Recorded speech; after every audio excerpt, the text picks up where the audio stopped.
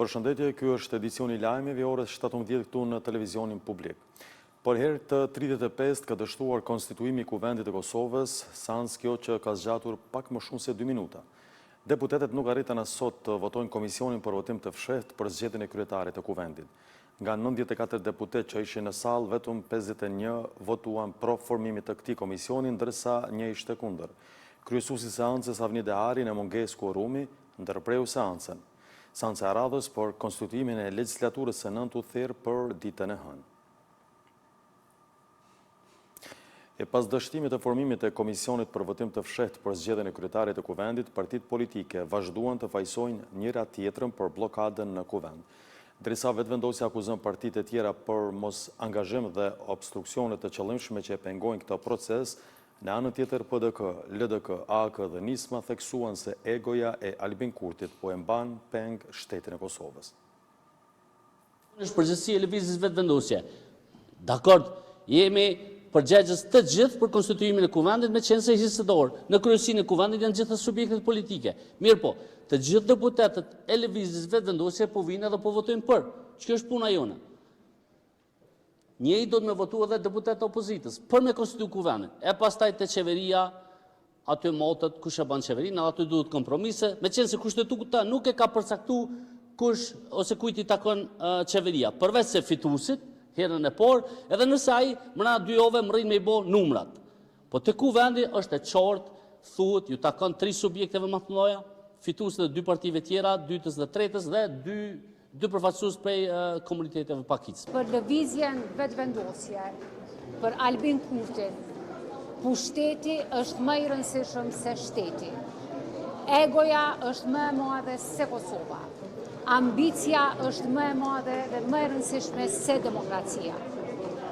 Kjo situatë duhet të marrë fund dhe presim nga lëvizja vetëvendosje që të reflektojë. Pra nëse zoti Kurti për vete i ka 61 vota, pse ato të njëjtat vota nuk i përdor dhe për zgjedhur kryeparlamentarin dhe për të konstituar Kuvendin dhe për zhbllokuar këtë krizë politike e cila po ka dhe efekte negative, energjetike, ekonomike, socioekonomike për gjithë vendin. Pra zoti Kurti, nëse i ka votat për vete, pse nuk i shfrytëzon të njëjtat për të konstituar dhe Kuvendin e Republikës Kosovës. Nëse Alonca dëshiron me votu, ne do votojmë hapur. Edhe kemi dhonë qëndrime hapur, nuk kemi stagnu, kemi dhonë alternativa, kemi thonë që ka plot kandidat të lëvizjes vetëvendosje që i kishin votu pa asnjë kusht, ndërsa nuk është shfrytzuar nga lëvizja vetëvendosje. Alonca, nëse dëshirojmë me votu, votojmë hapur, nuk do votojmë mbyllur, as fshehur, sepse mendojmë se kjo është një strategji e lëvizjes vetëvendosje me lujt me numra, me emra, se votoj ky kandidat, ky deputet ose ai deputet, dhe kjo është e papranueshme. Po vota është përgjithësi, edhe duhet me marrë vendimet guximshme. Edhe jo, vendimet politike jo gjithherë janë popullore. Po që të bëhen distanca e një leadershipi, ku merr vendime që shërbejnë vendit që në shikimin e parë mund duken jo popullore për qytetarët. Po në këto kemi një detyrë një funksion. Mjalla vendit, institucionet edhe zhvillimin e Kosovës. Memli Krasniqi është rizgjedhur kryetari i Partisë Demokratike në konventin e përgjithshme të kësaj partije të 11 me radhë. PDK ka miratuar deklaratën politike prej 15 pikash ku riafirmon përkushtimin për të udhëhequr Kosovën drejt rimkëmbjes dhe zhvillimit të qëndrueshëm ekonomik, forcimit të demokracisë dhe integrimit të plot euroatlantik. Pas rizgjedhjes në krye të partisë, Krasniqi është zotuar se do të angazhohet për ta rikthyer PDK-n si partinë e parë në vend.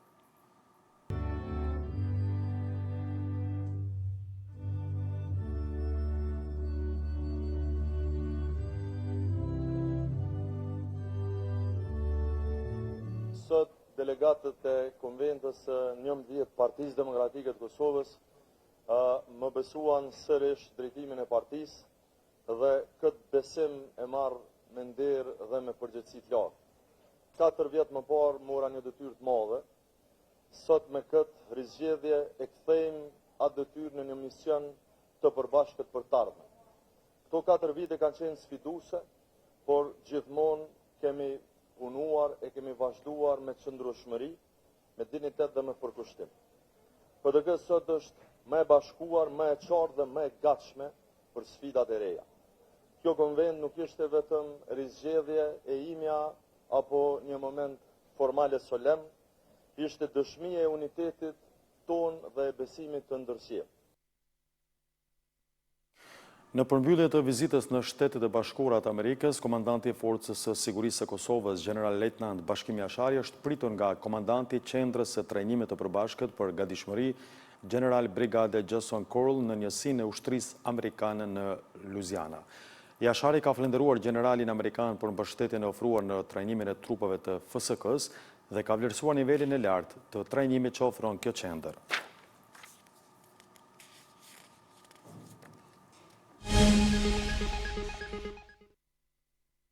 Kompania Kesko ka bërë të ditur se prodhimi vendor vazhdon të jetë i kufizuar. Aktualisht njësia A3 po gjeneron rreth 110 MW në orë, ndërsa pjesa tjetër e kërkesës po mbulohet përmes importit nga tregjet ndërkombëtare.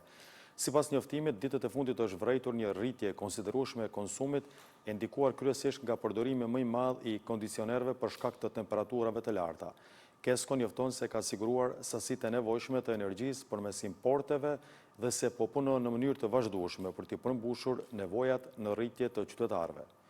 Nga ana tjetër, qytetarëve u bëhet thirrje që të kursejnë energjinë veçanërisht gjatë orëve të ngarkesës maksimale.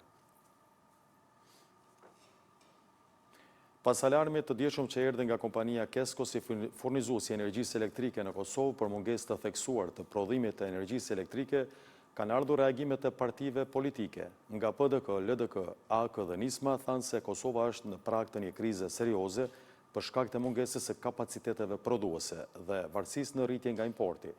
Në anën tjetër, vetëvendosja këtë quajti propagandë të opozitës. Vetëvendosje. Dakord, jemi përgjegjës të gjithë për konstituimin e kuvendit me qenë se hisëdor. Në kryesinë e kuvendit janë gjithë subjektet politike. Mirë po, të gjithë deputetët e lëvizjes vetëvendosje po vinë edhe po votojnë për. Që është puna jone. Njëri do të me votu edhe deputetë opozitës për me konstituu kuvendin. E pastaj të qeveria, aty motët, kush e ban qeverinë, aty duhet kompromise. Vendosje për Albin Kurtin, pushteti është më i rëndësishëm se shteti. Egoja është më e madhe se Kosova. Ambicia është më e madhe dhe më e rëndësishme se demokracia. Kjo situatë duhet të marrë fund dhe presim nga lëvizja vetëvendosje që të reflektojë. Pra nëse zoti Kurti për vete i ka 60.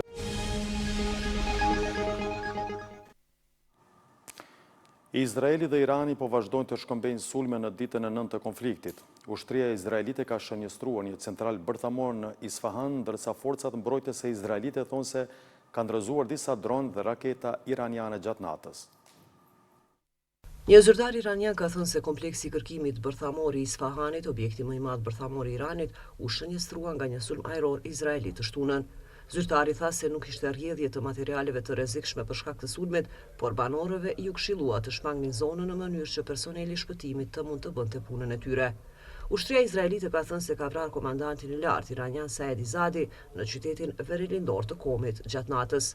Diplomacia me Iranin mund të rifillojë lehtësisht se presidenti i Shteteve të Bashkuara Donald Trump urdhëron udhëheqjen e Izraelit të ndalojë sulmet ndaj vendit, ka thënë një zyrtar i presidencës iraniane për CNN.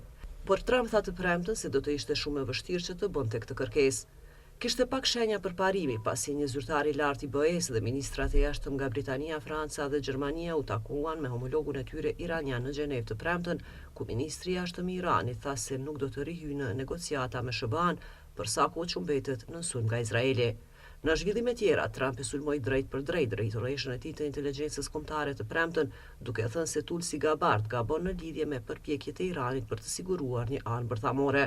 Gabbard dëshmoi para Kongresit në mars se Irani nuk po ndiqte në mënyrë aktive një anë bërthamore në një kundërshtim drejt për drejt i pretendimeve të Izraelit se Irani po ndërton një bombë bërthamore. E Tulsi Gabbard tani thotë se Irani mund të prodhojë armë bërthamore brenda disa javësh, pasi Trump tha se ajo gaboi për Iranin. Shkues nderuar, ishte ky gjithë materiali përgatitur për këtë edicion. Ju për të mos humbur asgjë nga të rejat e fundit, na ndiqni edhe në rrjetet sociale ku informacioni vjen shpejt dhe sakt. Në emër të ekipit realizues ju falenderojmë për vëmendje. Mirëmbëngjes.